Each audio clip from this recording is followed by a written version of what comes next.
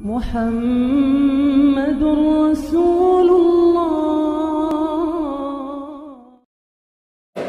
Dari sahabat Abu Hurairah radhiyallahu taala anhu, Rasulullah menceritakan tentang 3 orang yang pertama akan dibakar oleh Allah Subhanahu wa taala di hari kiamat.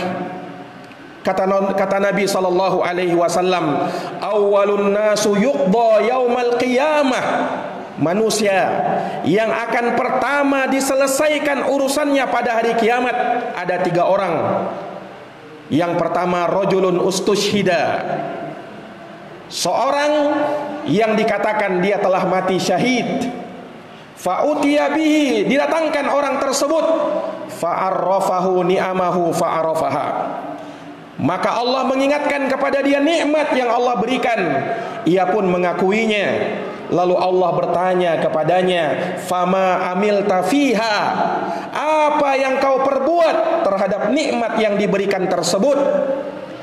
Maka orang ini mengatakan, qataltu fi sabilika hatta stushhidtu.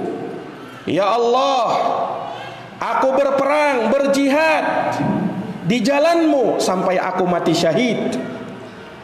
Maka Allah Subhanahu wa ta'ala yang mengetahui isi hati setiap hamba mengatakan, kadzabta, kamu telah berdusta.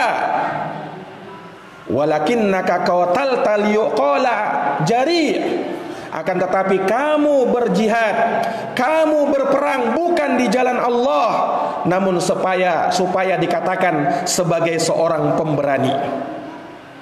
Faqad qil, maka sungguh telah dikatakan hal tersebut kepadamu.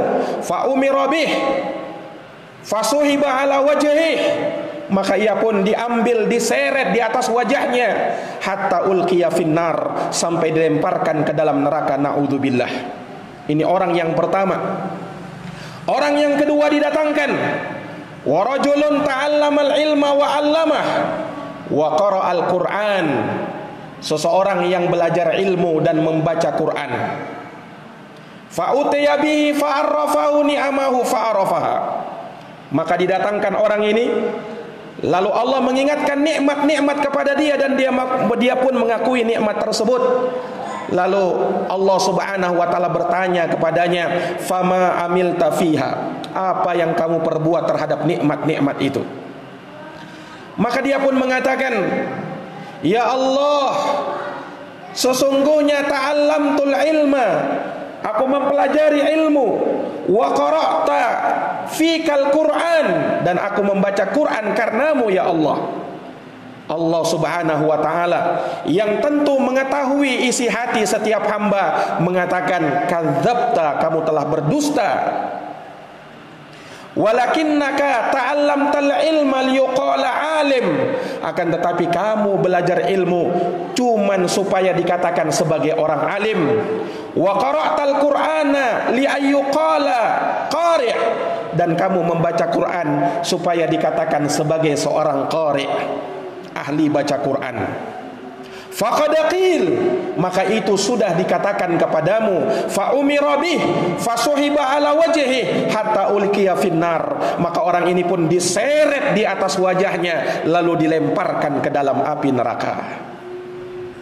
Lalu datanglah orang yang ketiga, rajulun wasa'allahu wa a'tahu min asnafil mali kullih, seseorang yang telah Allah luaskan, Allah berikan segala bentuk perbendaharaan harta kepada dia.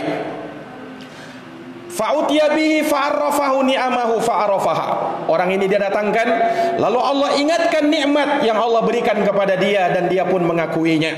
Allah bertanya kepadanya, fama amilta fiha, apa yang kau perbuat terhadap nikmat itu?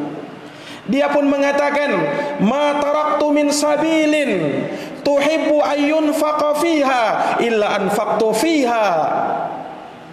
Ya Allah, aku tidak tinggalkan satupun jalan yang kau cintai untuk aku berinfak di dalamnya, kecuali aku berinfak dan itu aku lakukan karenamu ya Allah.